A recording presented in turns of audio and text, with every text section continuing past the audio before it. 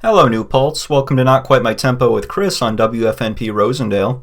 I'm here every Friday at 2 p.m. talking movies, new reviews, recommendations, lists. I love movies, and that's what I do here. On today's show, I'm going to review Paul Thomas Anderson's new movie, One Battle After Another, give a 3-movie highlight on 3 of Paul Thomas Anderson's past films I've watched recently, and close out with my 3 throwback recommendations for this week. I'll be right back with my review for One Battle After Another, but first here's some movie music, starting with the theme from Superman the Movie by John Williams. Welcome back to Not Quite My Tempo with Chris on WFNP Rosendale. Kicking off the show today, we have a new Paul Thomas Anderson movie, One Battle After Another. To be honest, before getting ready for this movie and this show, I had never seen a Paul Thomas Anderson movie before. He has an insane amount of movies with just incredible reviews and are really popular, and I've just kind of never gotten around to seeing any of them. But I love DiCaprio. This movie looked really good from the trailers, so just from that I was excited. But now I've also seen 3 of Paul Thomas Anderson's past movies, Punch Drunk Love, There Will Be Blood, and The Master, that we're going to talk about in the next segment. But just to say here real quick, I see what I've been missing. It's been a very enjoyable week of watching movies for me, to say the least. And I just truly can't wait to watch the rest of his movies now. But as for this new movie, One Battle After Another, the movie stars Leonardo DiCaprio, Benicio del Toro, Teyana Taylor, and Regina Hall as members of a group of ex-revolutionaries who reunite when an old enemy, played by Sean Penn, captures one of their own's daughter, played by Chase Infinity. This movie is an exhilarating mix of political commentary, action, and dark humor with a stacked cast and breathtaking technical elements. One Battle After Another is why we go to the movies, and this is one of the year's best films. One of my favorite parts of this movie is how much stuff it blends for one entertaining experience. One of those things is that this movie deals with a lot of modern political issues, and the characters are all really complicated. The protagonists are part of this network of vigilante revolutionaries who, in their heyday, did all sorts of violent stuff to fight for their cause. Bombings, robberies, power grid explosions. They do all this as their way of fighting for freedom, and there's a lot of good intent behind what they're doing, even if their methods are extreme and do put innocent people in danger. They're not fully good or fully bad. They're doing pretty bad stuff, really bad stuff, but their motivations come from a place of human rights and freedom that are undoubtedly things to strive for. And even within their group and some of the other protagonists, the characters are so different from each other too.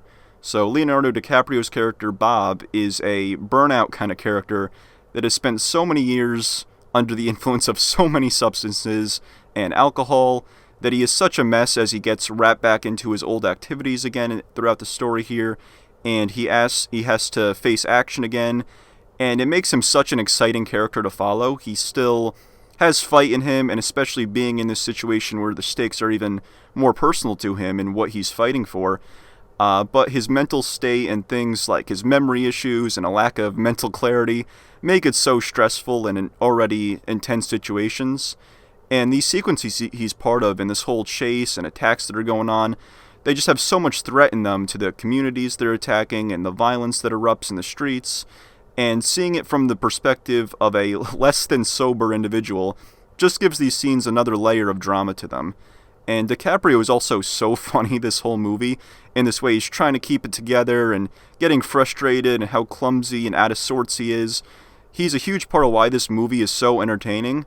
But the character isn't just a joke either. Again, he does have the ideology that he's willing to commit violence for that gives him complexity.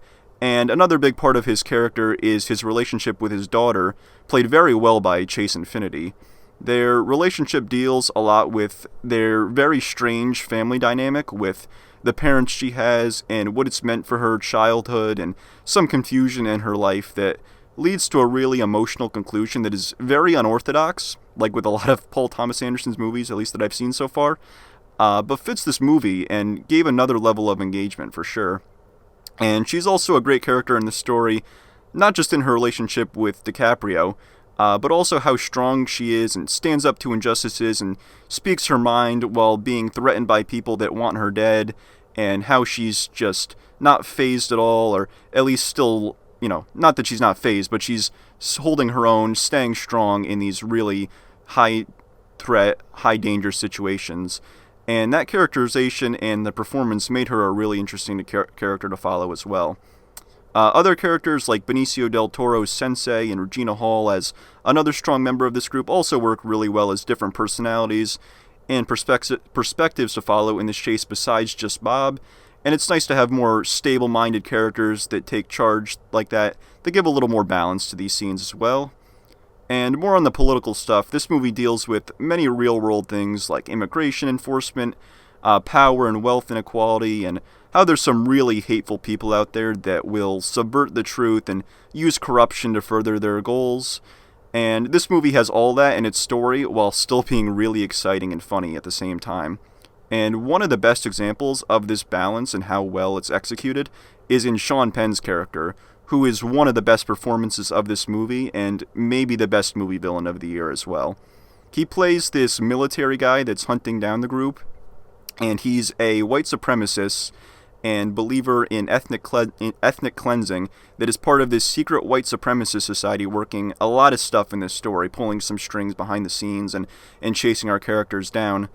And he is such a terrible person that is really creepy and predatory as well, and it makes him such a great villain that as much as the revolutionaries are doing some really bad stuff even with good intentions, he's such a menace and clearly the villain, and he defines who the protagonists and antagonists are enough that you can still get invested in the chase and follow the revolutionaries knowing that, okay, these aren't perfectly moral people by any means, but they are definitely not the villain of the story, and there's someone worse out there. So you just can kind of get invested a little bit more, not just that everyone's just horrible, that you're not really rooting for anyone. You're still on the side of the revolutionaries, even as they're not perfect people themselves. But to add another complication, as unbelievable as it is, Sean Penn's character is really funny at times as well. He says such outlandish and gross things in some scenes that Penn just delivers with so much bluntness and dryness that is true to the character, but also clearly the goal was to make you laugh in these scenes.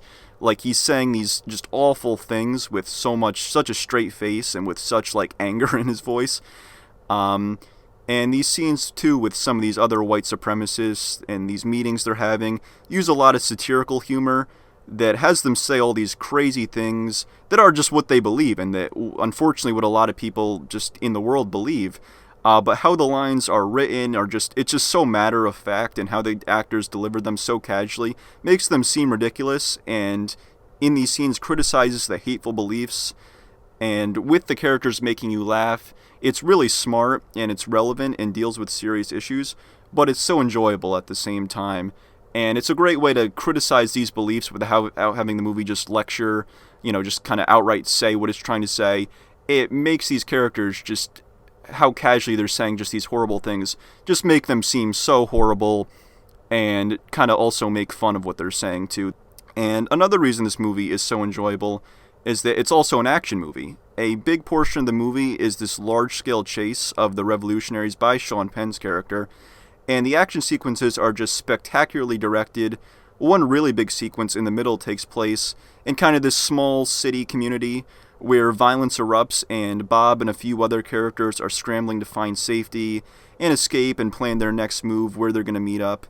And it uses a lot of long takes in the scene, following multiple characters in kind of this confined hallway kind of apartment space, following multiple characters with so much chaos all over the place in the streets, characters yelling over each other inside, but you always know what each character is trying to do and what the goal is. It follows Bob, it follows the sensei. They're all kind of getting different things ready with this plan, and it's very chaotic, but you still know what the end goal is and what each character is trying to accomplish. And another incredible sequence is a car chase later in the movie that has spectacular camera work. The shake of the camera and the angles captured from the back, the sides, a mount on the hood that puts you in the driver's seat. It gets you so immersed, and has a lot of different cars and different story elements coming into play too. They make it cleverly written as the story progresses throughout this chase. It's not just action, there's also twists in it, and how certain characters come into play makes it really smart and gets really shocking at times too. And the cinematography and shots of this movie are amazing just across the board. Paul Thomas Anderson and cinematographer Michael Bauman use such interesting and dynamic camera work. The long takes and how it followed characters and gives you so much dimension in every scene is so engrossing. The colors are beautiful and vibrant, and there's a shot in particular that stood out with characters on a dark roof with yellow lights around and the shadows of these characters being shown and the contrast. It's so interesting and gorgeous in the whole movie. The nighttime stuff and how it looks in these cities and how the lights illuminate and look with the shadows. But also the daytime desert settings really popped too and looked gritty and raw while also being pleasant to look at. And the visual of this movie, and really of all of Paul Thomas Anderson's movies that I've seen, is so purposeful, pulling you into every scene and giving you so many beautiful shots. Even shots of things horrible going on, like violence. Even the way it showed, just these scenes are shot with all the colors and all the shadows and all the contrast. It's just so beautiful, and every shot feels like just an image you just can look at and dissect so many things with. If I had to name any issues with this movie, I guess a nitpick is that there's a few characters that feel a little underdeveloped, that could have used a few more scenes to make their part of the story and what they do a little more impactful. Some characters feel a little bit more like they're just there trying to move the story a little bit. They don't feel like as defined characters on their own. You know what side they're on, what their motivation is, but they don't feel as interesting of characters as some others. But also a lot of the screen time is given to DiCaprio and Benicio del Toro and certainly Sean Penn as well, that they are definitely the main characters, and some of these other revolutionaries are a little more of a minor presence, and even some of these other white supremacists don't get as big of a role, or their role is a little bit less defined. But that would be, I think, the one issue I would have with this movie. But overall, there's so much to unpack with this movie, and it's an unbelievable blending of a political drama, action chase movie, and comedy with satirical elements that makes for one of the most bold and exciting movies of the year. The cast is an absolute powerhouse, with DiCaprio being such a complicated lead, and Sean Penn is a perfect mix of disgusting and funny that makes you uncomfortable in a good way. The action in this whole chase had me locked in the whole time, and in the end there's an emotional conclusion that wraps the father-daughter dynamic up really well. All that combined with the incredible direction, cinematography, and score make this a must-see in theaters, and I give it a 94 out of 100. I'll be right back on Not Quite My Tempo with Chris on WFNP Rosendale, but first here's some more movie music, starting with In Motion by Trent Reznor and Atticus Ross from the Social Network soundtrack. Welcome back to Not Quite My Tempo with Chris on WFNP Rosendale. Next segment today, I'm going to do a little Paul Thomas Anderson 3-movie highlight. Like I said earlier, prior to the build-up to One Battle After Another, I had never seen a single Paul Thomas Anderson movie before. Just all his movies have been in my watch list, and I've not been avoiding them purposely, but I just hadn't watched any yet. But I've heard such good praise for all his movies, and with One Battle After Another, I thought I'd watch a few and give a little review for them here. And like I said earlier, it's been a really good week of watching movies for me. So the first of his films I watched was 2002's Punch Drunk Love, starring Adam Sandler and Emily Watson. The movie follows Sandler as Barry, a socially awkward business owner who meets the love of his life after being threatened by a gang of scammers led by Philip Seymour Hoffman. Like with One Battle After Another, PTA here blends two big genres in a really unorthodox story that is tied together really well and has really strong themes. The story is very strange to describe. It's a blend of a romance story with kind of a crime plot, all while tackling themes of mental health and loneliness. Sandler is outstanding here. I love his serious roles. I wish he did a little bit more of them, honestly. He plays the awkward just enough that it's not too uncomfortable, but just that he has a little discomfort interacting with people. But the character is also so endearing and really draws you to his struggle. There's great scenes of Sandler breaking down and Barry going about these bad ways of trying to help his loneliness and mental state, then end up getting him in some trouble. But you feel how sad he is, and details like how his family treats him and belittle and abuse him, you really feel for him and want to see him get better. And then he meets Emily Watson's character, Lena, who he really connects with, and their interactions feel so genuine, and like they really care for each other. And Emily Watson's performance is so strong and is great with Sandler. The story is so unpredictable and keeps you guessing, but where it goes with how it ties the romantic plot with the scammer, the crime story ends up being really clever and such an interesting way to close Barry's arc for this movie in a really powerful way. It's a final scene that's very weird to explain, but in context, it's really effective and works in the story. Philip Seymour Hoffman, like I said, he plays the head of this scam operation that kind of targets Barry, and he shows up pretty late in the movie for the first time, and he doesn't have a terribly large amount of screen time, but his performance almost steals the movie, and he's so intense and imposing here, it's just crazy. He really is just such a presence in all the movies he's in. There's a scene that I think is his most famous scene in this movie, where he's talking to Barry on the phone, and his energy just had me glued to the scene. He really is just an all-time great actor. The cinematography and so many shots are so beautiful here. One of my favorites is later in the movie with Barry and Lena uniting, and there's people walking by with a vibrant kind of beach setting behind them that has so much color and contrast in the shadows that has so much to it. And the way he ties the whole string of events and plots together is so captivating.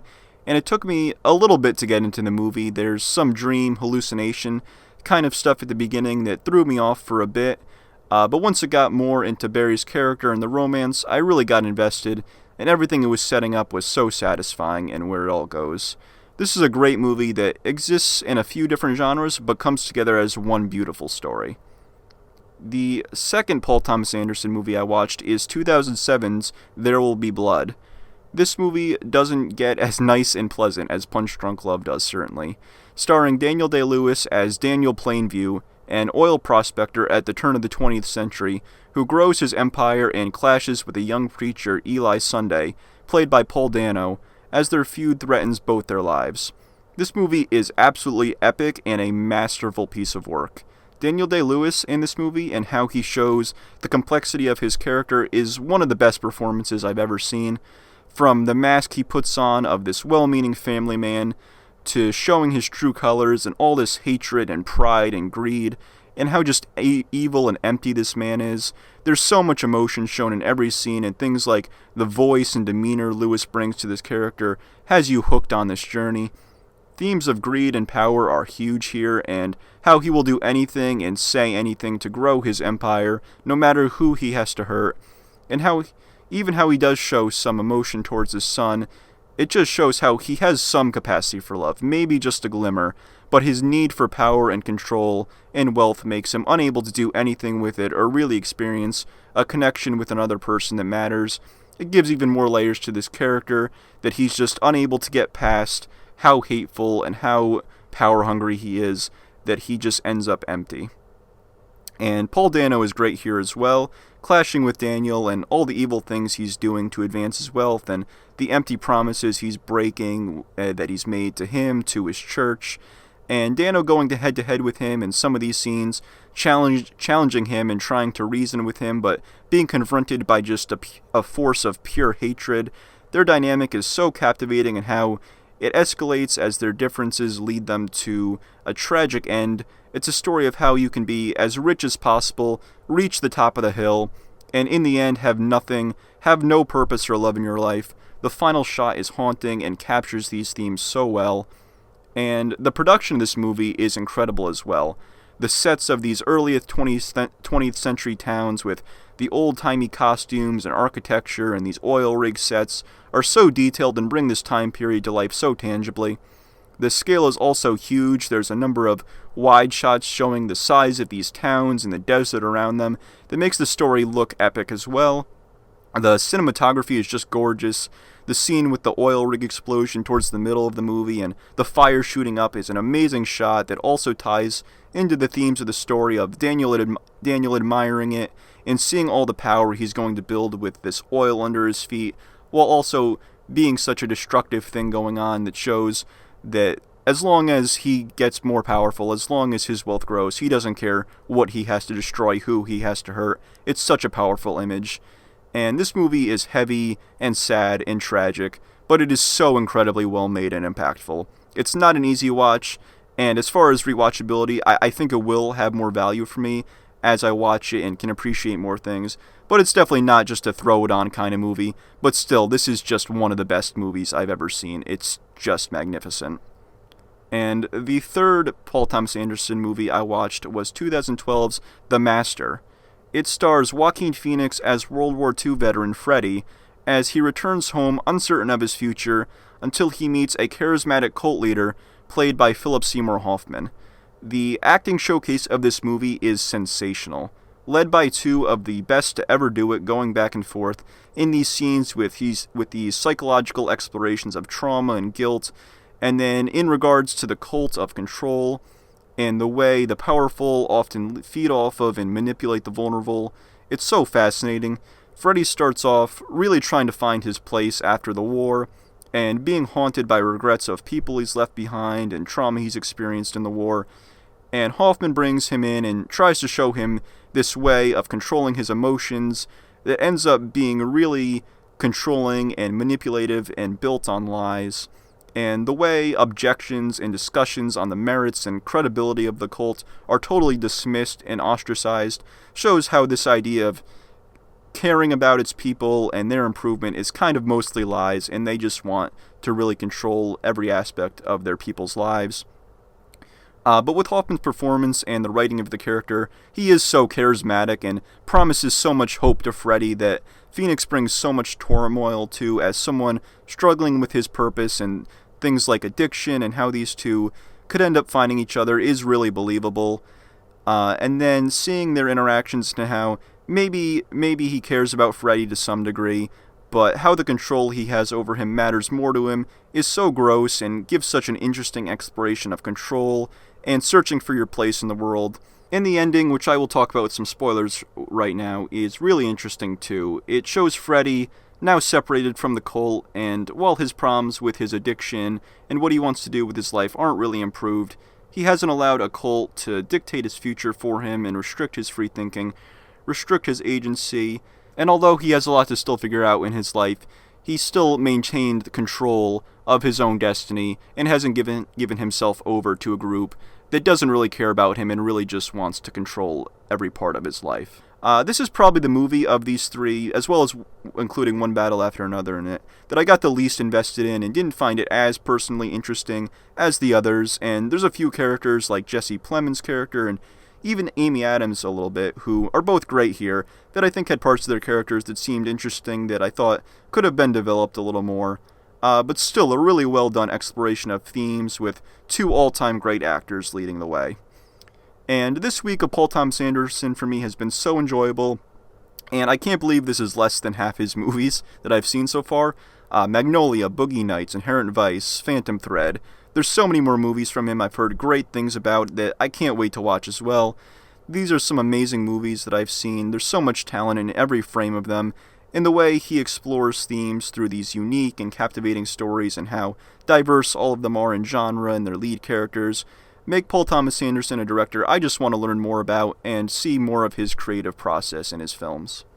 I'll be right back on Not Quite My Tempo with Chris on WFNP Rosendale, but first here's some more movie music, starting with Journey to the Island by John Williams from the Jurassic Park soundtrack. Welcome back to Not Quite My Tempo with Chris on WFNP Rosendale. Closing out the show today, I'm going to give you my 3 throwback recommendations for this week. Every week I pick 3 movies from years past I like to recommend and give them a little review here. My first throwback recommendation for this week is 1995's Seven. Directed by David Fincher, it stars Brad Pitt and Morgan Freeman as a pair of detectives who hunt a serial killer who uses the 7 deadly sins as the motives for his murders. This is a gripping detective movie with such a haunting but clever concept for a serial killer movie. The kills and murder scenes are so gruesome and have such horrific imagery based on whatever sin the killer is trying to punish, and it's so horrible, but the whole movie just locks you in at these scenes, at these crime scenes that just make you sick, but you can't look away from. And the characters are so interesting. The dynamic between Pitt and Freeman and their differences in experience and where they're at in life and what they've been through makes them really fleshed out characters that you end up caring a lot about. There's great dialogue scenes between them discussing their different perspectives on this case and what it all means. And Gwyneth Paltrow is also really good here, and her character adds another dynamic that ties into the personal lives of these characters and what this case means for them and their plans in life. And Fincher's direction here is so strong as well, bringing a bleak atmosphere and dread in every scene that makes every terrible thing that happened in every place these men go in this city feel so dangerous and like you might see something horrifying around every corner you turn here. The details with the rain and the very dark look to the city make it feel almost otherworldly as this scary place, and the cinematography is really incredible, and it's very visually pleasing. Despite all the cloudiness and how bleak it is, there's some really beautiful shots here, and the ending for this movie is one of the best and most iconic endings ever. If you haven't been spoiled, please try not to. It is such a fantastic way to close out the movie that will definitely stick with you. I wasn't spoiled by the ending before I watched this for the first time, and I'm so thankful for that because it really hits hard, and this whole movie is so gripping, has an amazingly bleak atmosphere, and the characters and ending are so captivating. This is also one of my dad's favorite movies, so he's a co-recommender for this movie this week. My second throwback recommendation for this week is 1999's The Insider. Directed by Michael Mann, it stars Russell Crowe as a researcher-chemist for a big tobacco company who comes under personal and professional attack when he decides to appear in a 60 Minutes expose on big tobacco after being approached by a 60 Minutes producer played by Al Pacino. I don't hear this movie get brought up enough with Michael Mann's filmography. This movie is such a great exploration of the power and responsibility of journalism and what uncovering the truth has the power to do and the bravery it takes to speak out. Russell Crowe is phenomenal here, and he does a great job of bringing an everyman feel to his character. He's a family man that wants to uncover the truth, and he's putting so much at risk and sacrificing so much to make that happen. And when there's setbacks, you feel so terrified that this isn't going to work out, and that just hoping that so much what he's done and what he's risked isn't going to be for nothing. Crowe makes him so likable and just a guy you could know in real life, and when he gets frustrated or afraid, you really feel for him. And Pacino is great here as well as this driven producer who is fighting to get this story out and having to deal with the corporate side of journalism and the legal battles that are involved with uncovering this story. The movie deals a lot with the power of uncovering the truth and the dangers of letting it get buried, and how Pacino's character fights for it to come out is really gripping. The movie has one of the best Al Pacino yelling at people scenes I've ever seen. He's so magnetic here, so intense, and the dialogue of these scenes talking about these legal issues and what the program can and cannot do are so well written and get into themes of greed and what people in power will do to stay in power that makes a deal with a lot of human ideas as well. And overall, this is a great Michael Mann movie with a really interesting true story and a talented cast that gets you hooked into the legal and journalism side of the story, but even more importantly, the characters and what this all meant to them. My third recommendation for this week is 2000's Frequency, directed by Gregory Hoblit. It stars Dennis Quaid and Jim Caviezel as father and son who are able to communicate with each other 30 years across time with a radio, and when this leads to his father's life being saved, the father and son must team up to fix the consequences of their change in time. This is a really great spin on the time travel genre. It's not really time travel, it's more time communication, but you still get a lot of fun stuff with the genre.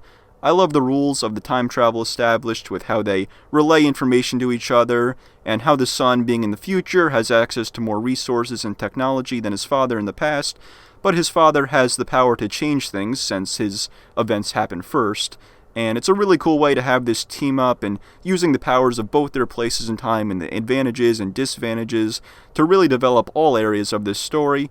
You get this kind of butterfly effect plot with a seemingly minor change leading to such disastrous consequences that need to be fixed. It gets you invested in this team up between the father and son as they use this time power to improve their lives, but when others are harmed because of it, they refuse to let that stand and let others suffer while they prosper from it, and it makes them really engaging characters. And the father and son dynamic is really emotional and deals with childhood trauma and the idea of being able to talk to a lost loved one. It's a great way to have emotion in the story, and Jim Caviezel and Dennis Quaid are really great here. Their bond is so strong in the way they show their emotions at reconnecting and the amazement at what they're experiencing, but also the terror and what their time meddling has led to. They're both such well-rounded performances that really draw you in. I also love how the sport of baseball comes up a lot in the story and ties events together of this father and son watching baseball together and how the results of games and how that relates to the information across time. But baseball is such a father and son thing that I certainly have had with my dad, and it's a really nice inclusion in this story too. And this movie is a great mix of a sci-fi concept, a bit of a murder mystery plot, and a really touching family father-son story. I only recently heard about this movie and watched it, and I think it's a really underrated sci-fi movie that accomplishes so much in its runtime. I'll be right back to close out the show, but first here's some more movie music, starting with Going the Distance by Bill Conti from the Rocky soundtrack. That's going to be it for me this week on Not Quite My Tempo with Chris on WFNP Rosendale. I'll be out of town next week, so I won't have any new reviews, but the week after, October 17th, I'll have reviews for Benny Safdie's The Smashing Machine and Tron Ares. Until then, have a good 2 weeks and enjoy.